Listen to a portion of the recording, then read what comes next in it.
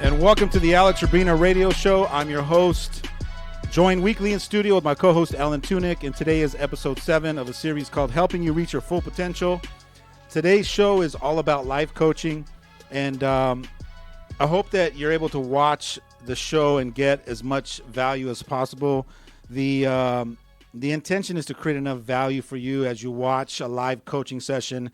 And today we have a young man joining us in the studio. His name is Carlos Orozco. Carlos, thanks for being here. I appreciate you taking the time. Thank you for inviting me.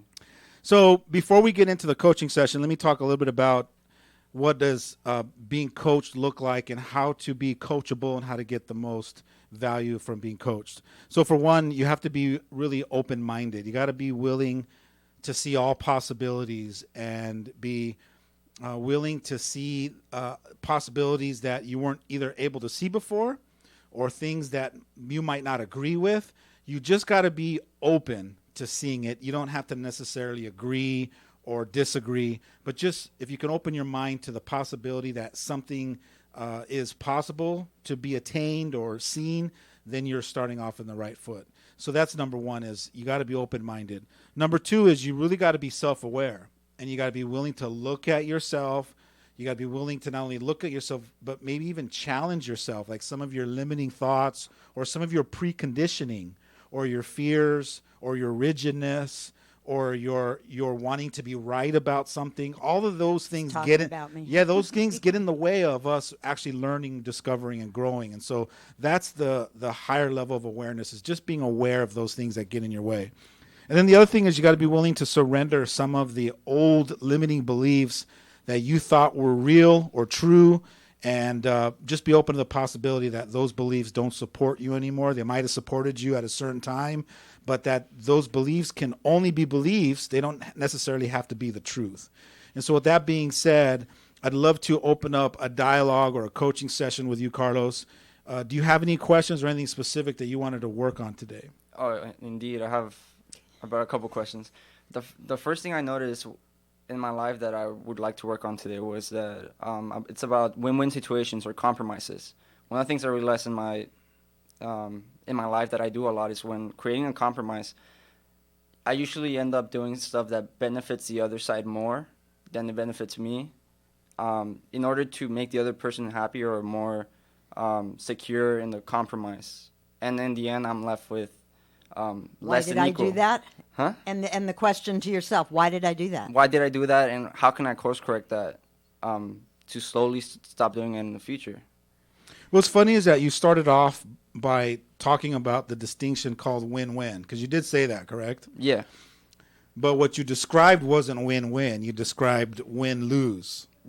So you understanding the concept of win-win means how can you and I sit down and have what's called a negotiation. Let's negotiate. This was one of the greatest distinctions I ever learned as a young man, was that in any kind of a disagreement or any kind of an argument, what if we both learn the art of negotiating?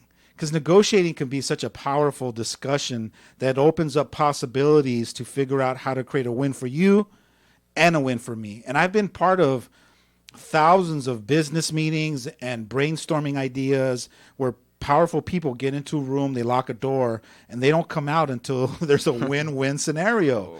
And I've been part of so many of those that I know that there's always a win-win solution for every scenario if both parties are willing to try to figure out how to get to that stage.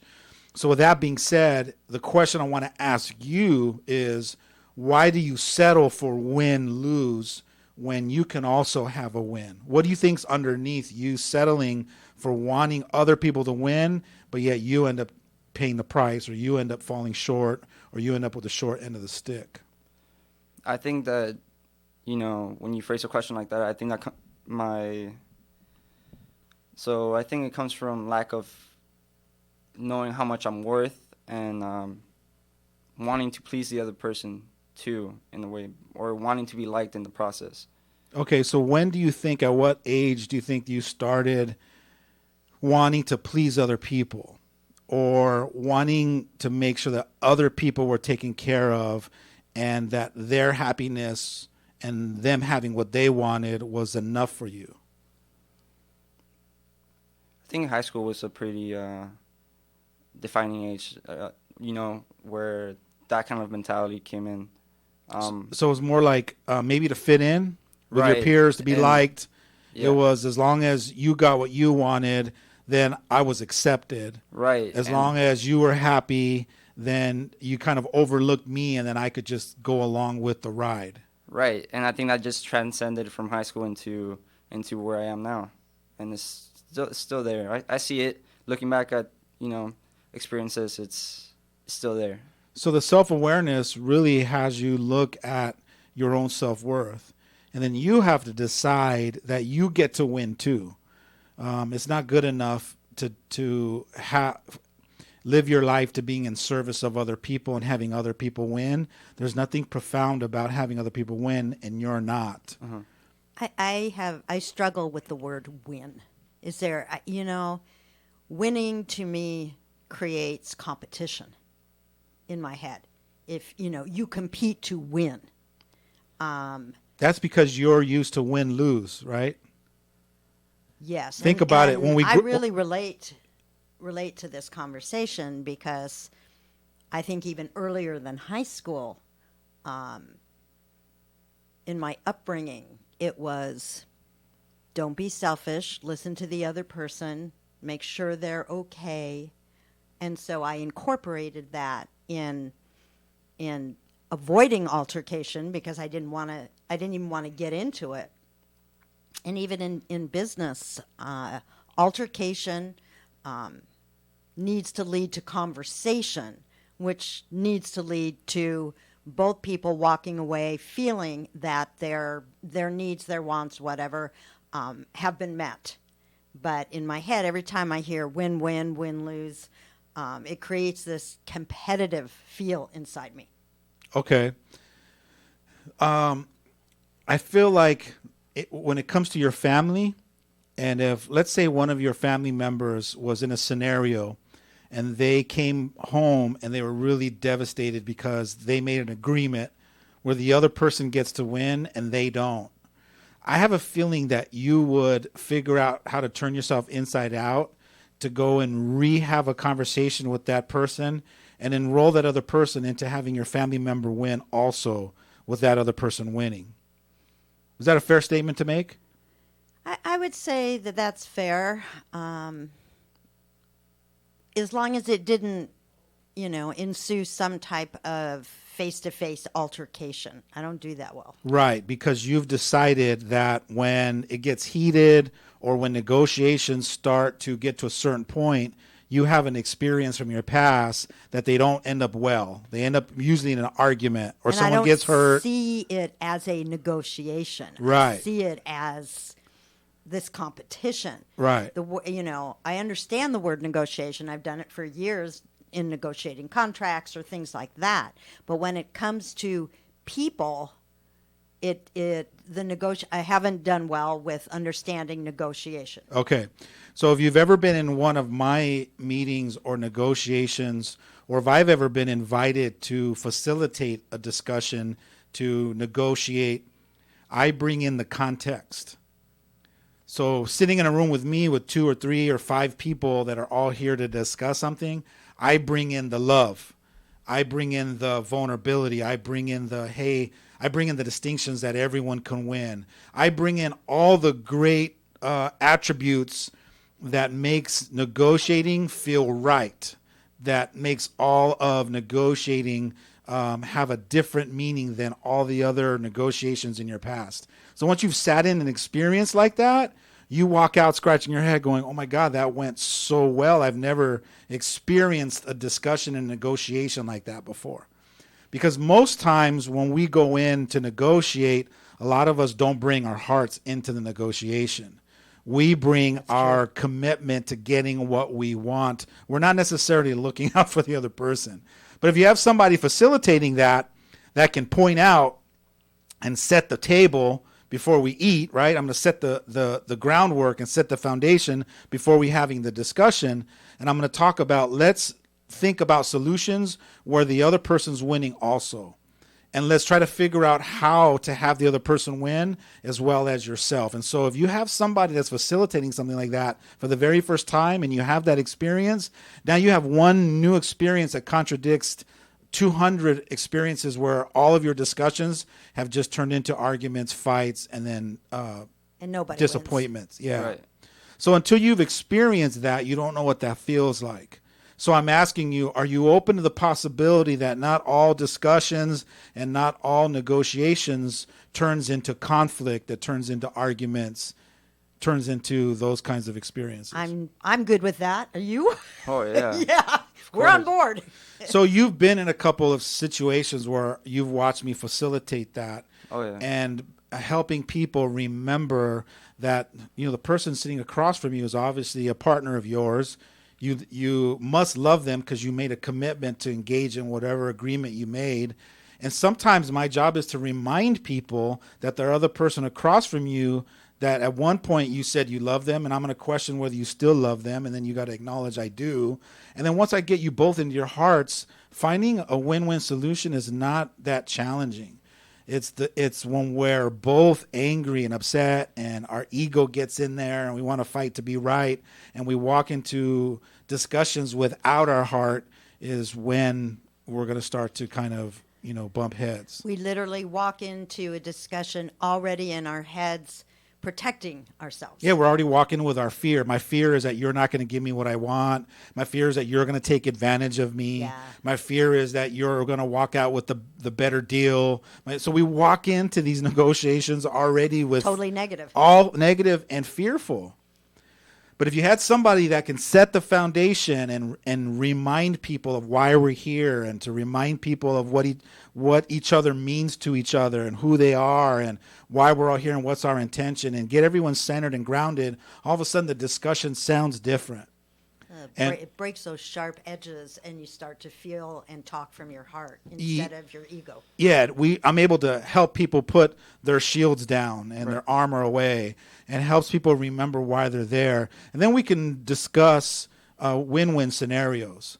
And when that's possible, then you're able to walk away with a new experience of how to create a win-win scenario. And then once you've created once, now you know what it looks like. And feels like. And now moving forward, that's how you start living your life. And you become a better business person because of it. Of course. You become a better father. You become a better mother because you're able to sit down people and remind people how much we love each other. And let's choose from that place. Come from the heart. So now let's get back to your question. And the question was, how do I create more win-win scenarios where I'm winning also in the discussion, in the negotiations?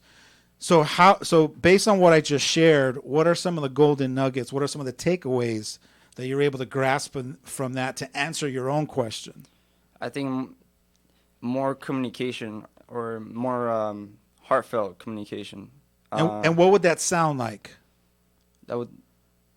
It's just speaking from the heart, letting go of the ego and going straight to what you're truly feeling and communicating and then coming up with a solution together. It might even force you, Carlos, to have to say to the other person, hey, Chris, hey, Mike, hey, Jennifer, I get to win in this too.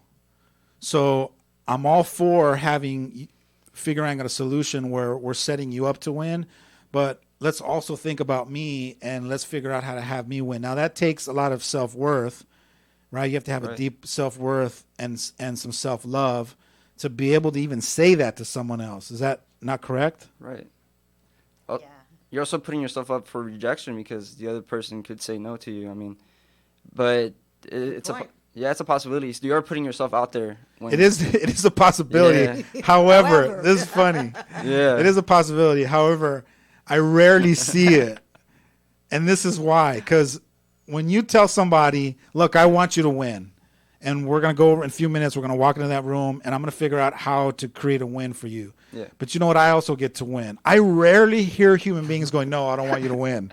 It sounds silly. No, I rarely hear, and I don't think I've ever heard somebody go, no, I want to win only. You're right. 9 times out of 10, we have huge hearts and we want other people to win, even though they don't know how. They might say, I don't know how, but I'm totally open to it, and I'm willing to have that discussion.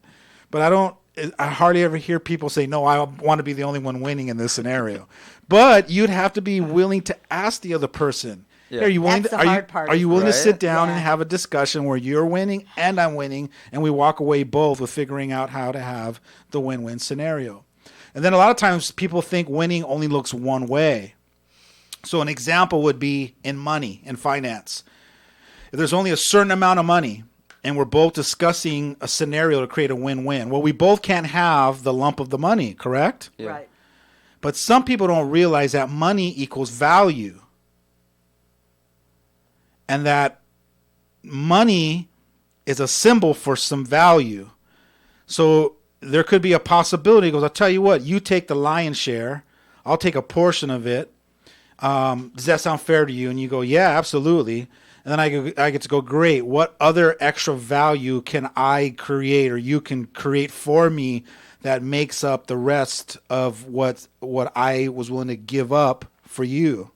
And then now it opens up a whole new discussion about creating added value for me that equals the amount that I was willing to give up for you. So I've been in hundreds of different meetings where the person who gave up the lion's share of money got the lion's share of value on the back end. Whoa. Because they were willing to be open-minded to create that kind of a solution. So the extra value. You got to get to a really big place to be able to do that. Right? That takes a lot of work. That's not just going to happen. That just kind of, that idea blew my mind. It was like, I would have, I don't know if I would have came up with something like that if I was put in that scenario. Here's an example. Let's say you said, Alex, you owe me $250. Yeah. And I said to you, I'll tell you what, I need this $250 right now just because of the time crunch. So I'm willing to give, and I appreciate you giving your extra value and helping me in this scenario. Will $75 work for you for now until next week? And then next week, I'm going to come in, I'm going to support you in that one project that you have that's going to be like worth $3,000 value. Are you saying yes or no to that? I'm saying yes. Why?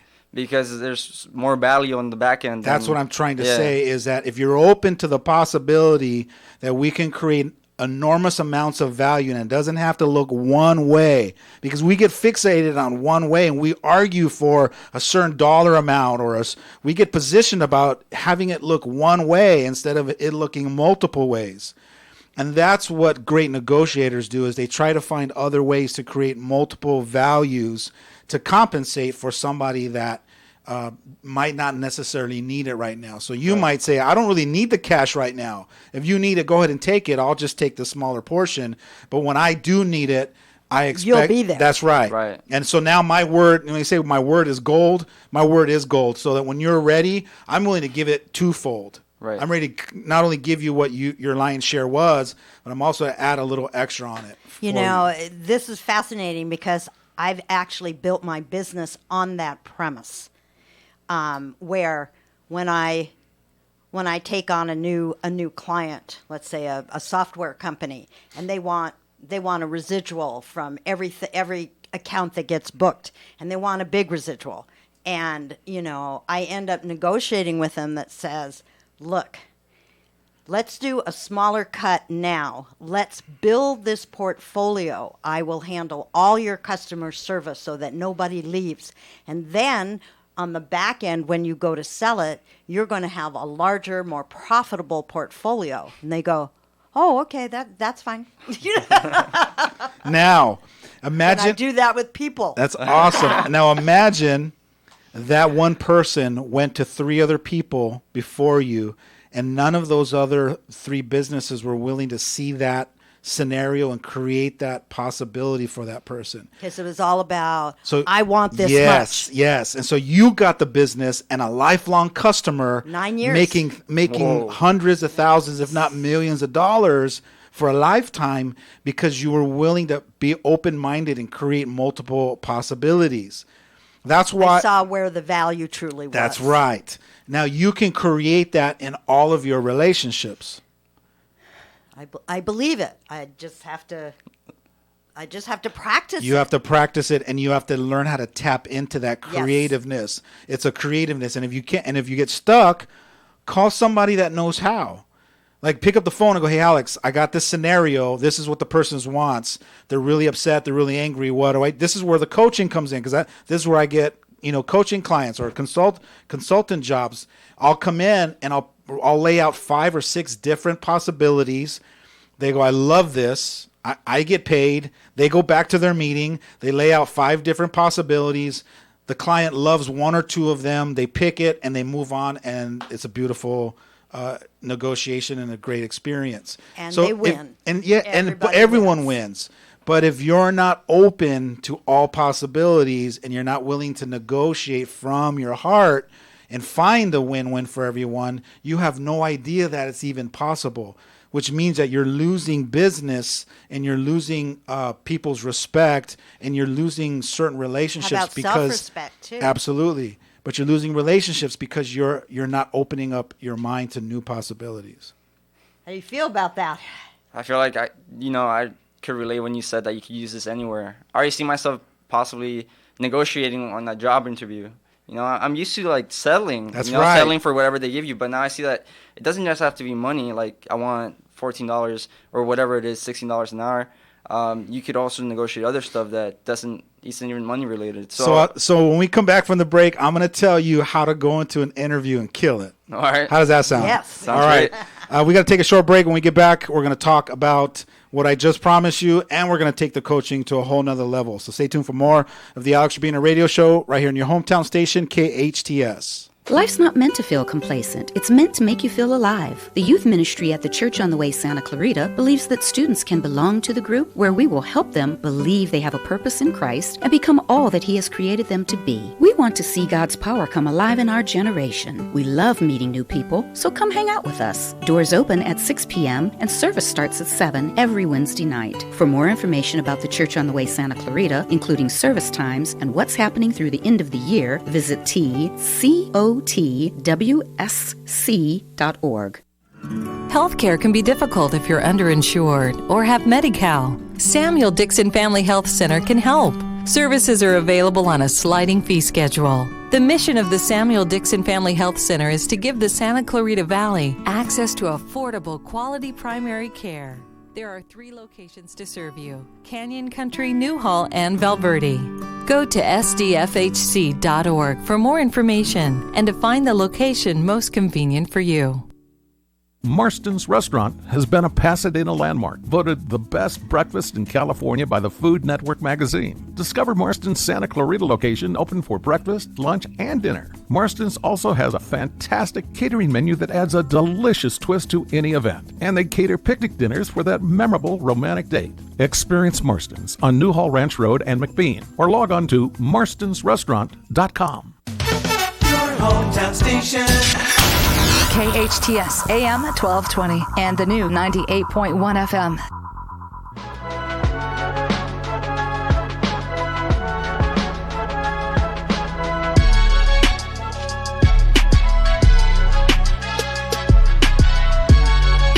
And welcome back to the Alex Urbina radio show. I'm your host. I'm an advanced life coach specialist, hanging out with my co-host Ellen Tunick. And we have today a 21-year-old, I'm going to call him a leader, because I've been working with Carlos, I don't know if you know this, since he was 15 years old. No. He stepped into one of my teen trainings, and he got a glimpse of how extraordinary he is, similar to the experience that I had when I was 23 and walked into a training room, that got us both feverishly excited to want to learn and discover more about how extraordinary we can be. And since then, he's been a gift in my life and a blessing. And there's this joke in our family, like my grandma calls him, her grandson, and so he's part of our extended family. And I love that. I kind of just took him under my wing and mentoring him and supporting him in his life. So I want to thank you for taking the time to be here. But before we went on a break, I was going to give you some insight on how to really kill it in an interview. You ready for that? Oh, I'm ready. So when you go into an interview, I want you to think more of the lines of coming from a place of gratitude, right? Being grateful that they're giving you this opportunity. Yeah. But I also want you to be thinking of interviewing them to make sure that they're a right fit for you. So quite often when I'm part of the interview process with companies, I watch people come in that are really nervous and unsure of themselves because they're coming in with the mindset of, I don't know if I'm really right for your company. And so they're doubting themselves. Mm-hmm. I need you to go into interviews wondering if this company is right for you. So at a certain point in the interview, most of the time, the interviewee will ask, do you have any questions for me? And that's when you go, yeah, I actually have a bunch of them. Let me pull them out. And I want you to pull out this paper. And I want you to start interviewing the other person as though you want to make sure that they're a right fit for you. And when you come from that place, when you're speaking from, I want to make sure that we're not going to waste each other's time and that we're both aligned behind our visions, because I want to win just as much as you want to win. Does that make sense? Yeah. And so something happens to the interviewee when you come from that place and you start to interview them. 9 times out of 10, the person, like, their knee starts shaking, like, all right, I want to hire this person immediately in the Sign 'em spot. up. Yeah, because it goes to show that you're hungry, that you're mindful of what's in it for you, and that you have some leadership qualities about yourself. You stand out from everyone else that's coming in from the, I don't know if I'm good enough, and they start walking in with their fears and their doubts. But you got to walk in also with the mindset of, when you're done interviewing me to see if I'm a fit for your company, I want a chance to interview you to see if you're a fit for me as well. Does that make sense? Yeah. And so when you come in, that's also a win-win scenario. Can you see the win-win in that? Of course, definitely. I love the alignment that we're both aligned with our vision. That's a great statement. Yeah, because how many people go to a job and they're really excited about this job, not knowing if they're going to get it, and they say, okay, we'll give you the job, and then you get hired, and then after a month or two, you go, oh my God. No, what have I done? Yeah. Wow. I just took this job out of scarcity. I took the job out of fear. I took the job out of not knowing. Feeling desperate. Absolutely. And we take those jobs, and then we're like, all right, how do I get out of this now?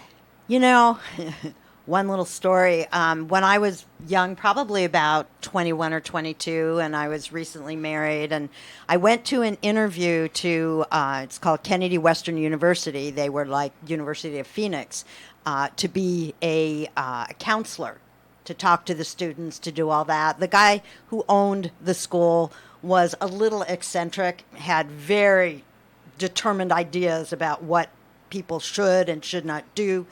Well, without even thinking, I walked in this bright red dress, and he thought I had no experience, I had no background, he probably shouldn't have hired me, but because I walked in with this bright red dress that said, I'm here, I got hired, worked for him for 5 years, rose up in the company, and all based on that red dress. So you walk in with your red dress. Red dress is gonna do it, huh? Yeah. Yeah, or wear some red socks underneath as a representation, right? It's a matter symbol. of walking in and feeling bold that right. they deserve you. Absolutely. That the trying to qualify them to see if they deserve you without being arrogant, right? Because it's not about being arrogant, but it's about loving yourself enough to know, look, I don't want to waste your time, and I don't want you to waste my time. Yeah. Let's just figure out if we're in alignment with each other. And if we are, then great. Then I pick you and you pick me. Rather than, oh my God, can I please have this job? And now the whole decision is reliant on you. You're giving up your power. Rather than, I'll tell you what, if you come back with a proposal, I'm going to decide if that proposal matches my worth or not.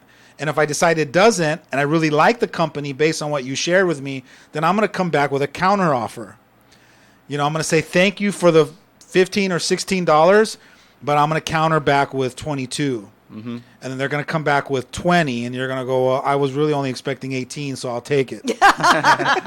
Or whatever the scenario is. Right. In other words, you know, see your own self-worth and know your own self-worth, but also be willing to bring your own self-worth, because if you're going to fight for that, you also got to match it too. All right. I'm curious, like, in you interviewing people in your lifetime, you interviewing people, how many people have you seen do that, where they come in and they negotiate what they want? The negotiation is rarely done in the interview. It's usually done once we've decided we like the person, and then we send them the offer. Then you now narrow down the people that are worthy enough and know their worth to send a counter offer. So you're looking for the counter It's offer? yeah. Wow. Well, no, I'm not looking for it. I'm 98% of the offers we send out come back with a yes, we'll take it. Oh. A very small percentage of people counter offer, but when I get a counter offer, then I know, okay, this person sees their worth. I like that. So that gets me excited. So now I'm going to sit back and then go back and forth till we find a number. But if I give them that number, I'm expecting them to walk their talk. Does that make sense? Yeah. So you're not going to counter and then come in and then just lollygag, because then now I'm going to hold you accountable for saying, hey, you countered me, and I acknowledge your worth because it made a statement, and I'm paying your worth. I should get what you claim you're worth. So be prepared that if you counter and then they take it, you got to bring your extra effort to that, to enroll them into to seeing, to validating why they Right. chose you. Yeah, it sounds like you can't play it off. No, Yeah, you really have to. You got to bring it. You got to bring it. So that's what I'm telling you though. But when you get to the place where you know you're worth it, it's okay to let them know, hey, this is what I feel I'm worth, and then decide whether you want to do it or not. And just know that if they don't see it, then you validated that's not the place you get to be at. That's right, not the right fit. Partnership. Yeah. You know, you and I have talked so much about this over the years. Many of us have a hard time understanding that being of value, talking about your value, and sharing that is not being conceited. And I think that I know in my upbringing years ago, if you walk in and you're not being arrogant, but you're creating your value, you're showing your value. I was always under the impression that don't do that. They're going to see you as being conceited, and it's not. It's no longer. I don't have that message in my head. Let me ask you a anymore. question. When you see a lion, whether it's at the zoo or on TV, and the video is right in front of it, and it looks in the camera and it does the lion face, and it growls like "Arr," right, and it lets you know that it's making its statement. Do you look at the lion and go, "You conceited lion"? Do you think that to yourself? How conceited of you? No. Why? Why do you not? Because he's showing me who he is. Yeah, because the lion knows he's king of the jungle. So when you know your worth, when you finally get to that place of knowing and you're evolved at that level, it's not conceited to know what you're worth. Isn't that and let powerful? people know. That's really powerful. It's when you don't know and you're going around reminding Right. people, hey, you're this, I'm yeah, that. you're a kitty cat and you're going, "Arr, arr, arr," you're growling and you're doing all that. It's like, okay, now that's a little conceited. And this is what you do. You remind people that they're champions, that they are powerful leaders. Isn't that what you're... It's true. However, Right. just because I'm reminding you that you're a champion doesn't mean that you believe it yet or that you are owning it. I can remind you, Carlos, until you're 50 years old and I'm gray haired and I'm like reminding you that you're a champion and that you're a warrior. But until you go, yes, I am, until you own it and remember that you are, and you start walking the warrior that's walk. right. The And, warrior right. And walk. and choosing the warrior way and choosing from the champion that you are and start making those, when the choices start aligning behind that, you embracing it, then you're locked in. But until that point, I can remind you all day long. But if you don't want to have the courage enough to trust that warrior's inside of you, then it's just me continuing to remind It you. has to almost transfer from being nothing more than an idea to something that you feel. The feeling's there. However, most of Not us turned on. Well, no, most of us are numbed out. We don't feel it because we spend so much time numbing it out. When you were born, you weren't numb. You knew how extraordinary you were when you were a baby, because when your family was passing you around, you're like, yeah, pass me around, Right? pass me around. Look at Look me, at me. right? And all your little baby fat, you're like, look at me. But you knew you were extraordinary. It wasn't until you started to have experiences and that you started to think that you were less than, and then the human mind and the ego started to create all Starts the to question self-limiting and- beliefs, Okay. and that's where you get confused about who you really are. But who you really are is always there. It's in your spirit. It's in your soul. So You just got to go and tap into it to remember that. the sounds like the numbing of who we really are comes from the limiting beliefs that we put on ourselves. Well, you have limiting beliefs, but not just that. But the numbing is the lack of being vulnerable. Every time you have an opportunity to be vulnerable and you don't, you numb yourself from being the vulnerable, We're authentic, always, loving people being are afraid that you of being are. hurt. It's kind of a natural thing. Right. You know? That's why I always tell my clients, your power is in your vulnerability. That's why in my training rooms, I try to challenge people to get in their vulnerability. Because for me, when I finally allowed myself to be vulnerable, all of my spiritual truths started to flow out through my vulnerability. But it takes courage to be willing to be vulnerable, whether it's in front of someone else or in a room full of people, because scary place to be at we're first. afraid of rejection, we're afraid of being laughed at, we're afraid of being talked about. Yeah. But your true power, your true all your answers are really inside of your vulnerability. If you can allow yourself to be more vulnerable, all of a sudden your truth starts to just come out more. That's what I'm working on. What does it look like to be vulnerable? Well, I think you've seen vulnerable before. Right. Vulnerability is allowing, telling your ego to go sit in the corner, and I'm going to allow myself to experience what I'm feeling in this moment. So a lot of times when sadness is happening in the room, or something hurts you, or you're feeling pain, a lot of times our ego won't allow ourselves to feel that in the present moment, because my mom's here, because my classmates are here, my buddies are here, so my ego will allow myself to numb it out. Yeah. But being vulnerable is being courageous enough to allow yourself to experience whatever you're experiencing in that moment, being freed up to just feel it, and it's very inspiring to watch people just not care who's in the room and just allow themselves to just feel whatever they're feeling. Yeah. We're afraid of judgment. I mean, we're afraid of being judged. So if you're in a room and somebody does something or says something and it just hits your soul and it brings tears to your eyes, well, so many times we just kind of sit there and, okay. Or think about just busting out crying, going, oh my gosh, that just hit my heart, my soul. Yeah. And not caring, other people going, what's the matter with him? So next level coaching. Are you ready to bump it up a notch? Yeah. So now give me the golden nugget. Like what's the breakthrough you want to have? What's next for you? What's the next question you have? Where do you want me to meet you at to help you have some clarity for the next part of your life?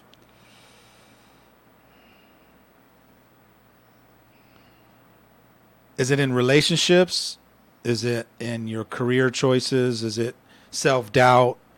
What area is where we're at? What's next for you? Kind of yes, and yes. Yeah, that's what I was gonna say. At this point in my life, it's a lot of everything. Okay, but you got to start with a You're question to give me a starting point, and you got to. This is where in coaching I tell my clients you got to tell on yourself, because a lot of times people will come to me and they're like, "All right, Alex, sprinkle Fix your me. magic dust," and Yeah. it doesn't work like that. So I need you to tell me where you're at based on a question.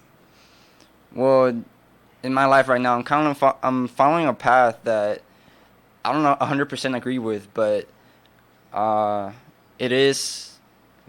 I've been told by everyone that it's the best path to follow, and that is I'm currently going to university to study finance. And after finishing my degree, I mean, the next step is to land a job and then work, till who knows when, and then retire. And that's kind of the path that I see myself going down on right now. And I am doubtful about it. I am worried that it's not what I really want, and it's just something that I'm following because You've been told that right. this is I've what been you told should since do. I was little. I remember my mom telling me, "Hey, This is how it's going to work." You're gonna go to college no matter what. 5 years old, 6 years old, around there. I remember vividly, and my whole life it's been school. Getting good grades. This hurts my heart. Why? Why does it hurt your heart? Because my grandson had experienced a lot of angst about his future, and he everybody judged him and said he's never going to do anything.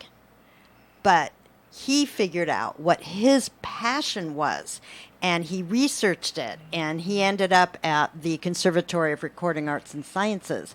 And this is a kid who wouldn't even do homework, who wouldn't go to school, and he is now like top in his class, and loving his passion and experiencing his passion. So we can all get jobs and we can all make money. What is your life going to look like if that's the path you take? Right. So I guess my question to you is, are you passionate about finances? That's the thing. It's still something that I'm not sure yet.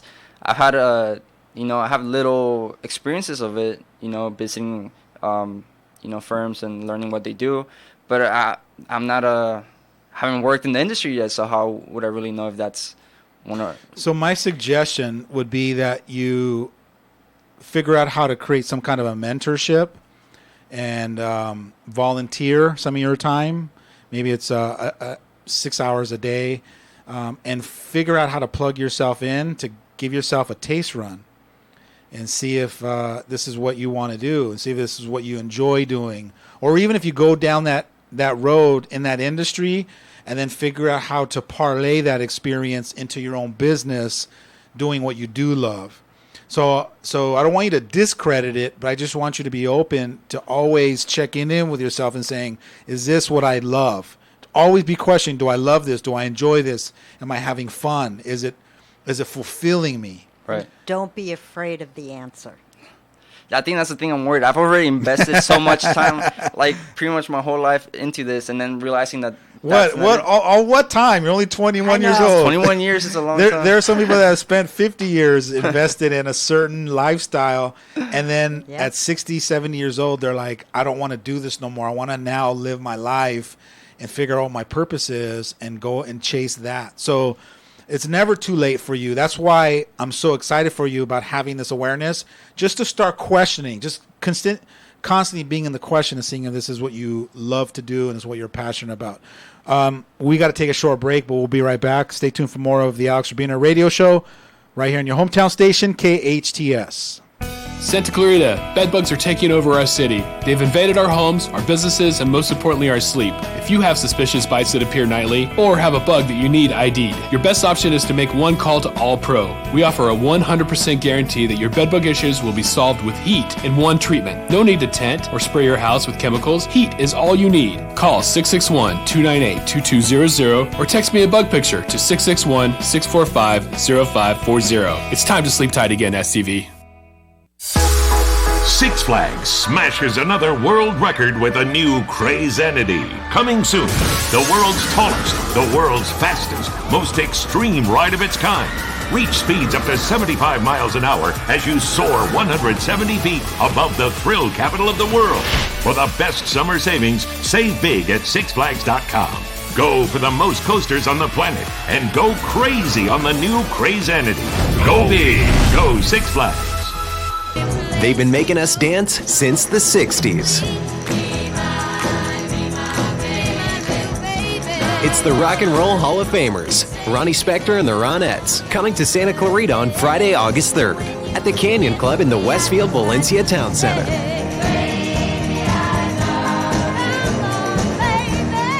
Ronnie Spector and the Ronettes, singing their string of classic hits from the top of the Billboard charts, and featuring our one and only local singing sensation, Savannah Burrows.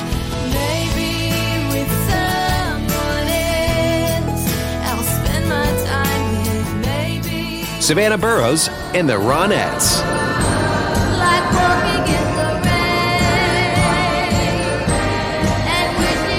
Ronnie Spector and the Ronettes. and Savannah Burrows on Friday, August 3rd at the Canyon Club in the Westfield Valencia Town Center. Tickets at Ticketmaster. KHTS. Now FM, 98.1 FM and AM 1220, your hometown station.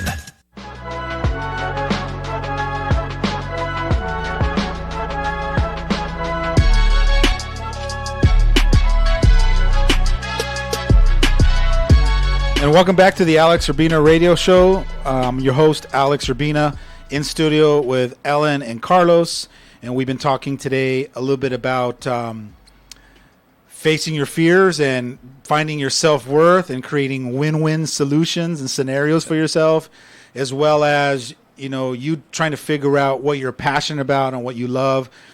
Before we move on, I want to say that during the breaks, sometimes there's these powerful moments that happen during the breaks. I wish we had like an open mic where we can let you listen in on Facebook, and maybe we'll start doing that. Absolutely. There was some powerful stuff that was happening even in the breaks. I don't know why when the mics go off, all of a sudden some of the good juicy stuff comes out, but it's just a phenomenon, I think. But anyways, I wanted just to remind you, Carlos, that you can't make the wrong decision. So even while you're trying to get clarity about what your gift is and what your purpose is in life and what you're passionate about, until you get that clarity, go chase a degree, whether it's in finance or in anything that you're good at. So if you're good at numbers and good at finances, go after that until you figure out what it is that you love. Sometimes you have to go down a road to figure out what you don't like, to actually discover what you do like.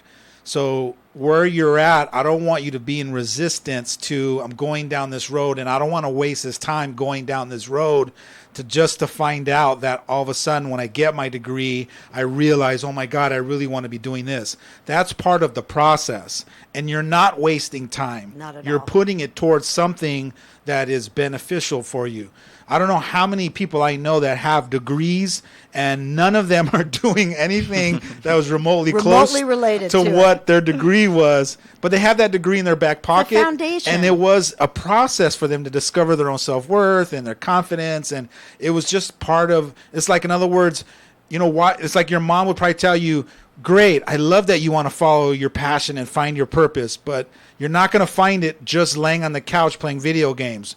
Go to school and get your degree while you're trying to figure out what that is. So you're in the right path. Just trust it and keep going down there, but also be checking in with yourself and try to figure out. I think it's great that you're questioning it. For sure. That you're not just taking it for granted and saying, okay, this is what I'm going to do for the rest of my life. Yeah, because a lot of kids your age aren't questioning. They're not self-reflecting. They're not mindful. They're not living in the question, and you are. Don't be afraid of the questions and the, well, I don't knows. At 21 years old, there should be a lot of, I don't know. Yeah. Yeah, that's part of the process. So what do you love? What are you excited about? Well, if you can have your dream job, what would it be? My dream job? Man, it involved Mexico and being there a lot. Okay. Maybe, okay. I don't know, maybe traveling and working in different places. I think I do enjoy traveling, and that's one of the things I make sure to do multiple times a year. Like a travel agent, or have you ever been on a cruise ship? I think you'd be a great cruise director. I can see in front of the conga lines taking everybody. Oh, yeah. Yeah. Or you take your finance degree and you help people make money, and then they can travel, and, but you always have to check out the destination first. Uh-huh. So there's so much that create you my can own do. job, right? Yep. So if we can kind of go back to in the break, he had asked you a question, so I'm going to call you on it. And the question was, because there was a moment where you allowed yourself to be vulnerable and you said, okay, now this is hurting me, when he was sharing his frustration with not knowing what to do.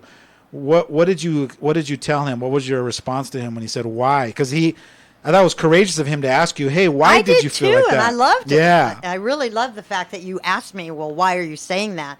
I said that because at my age, it's the old, had I known then what I know now, what would I have done differently? Yeah. And what I would have done differently is I would have understood how important loving what you do and finding your passion and, you know, what you want to give to the world as well as give to yourself is such a critically important thing. And we get so bogged down in our lives that we don't pay attention to it. Okay. And so I wanted to share that you're okay, do it, what you're doing, but please tap into your heart. Okay. Thank you, Carlos, for being here. I appreciate you taking the time and having the courage to go on the radio with me and jump into a coaching session. I think you inspired a lot of people. Hopefully, you inspired some younger people to want to start coaching and getting themselves a mentor, or even turning to their parents and asking questions and having these kinds of dialogues and learning distinctions like win-win and self-worth and just even opening up that dialogue. So I appreciate you being here. Thank you for having me. This was a blast. So I want to make an announcement. I have my next training. It's called the Extraordinary Relationship Workshop, August 25th and 26th. You happen to be at my last one. I was. In 30 seconds, what was the value for you? Vulnerability. Even understanding what that word meant for my husband and myself. Still working on it. I love that you guys, I think, were the couple that had the most experience together in that room. Yes. And I love taking the opportunity to let some of the other people sit down and pick your brain.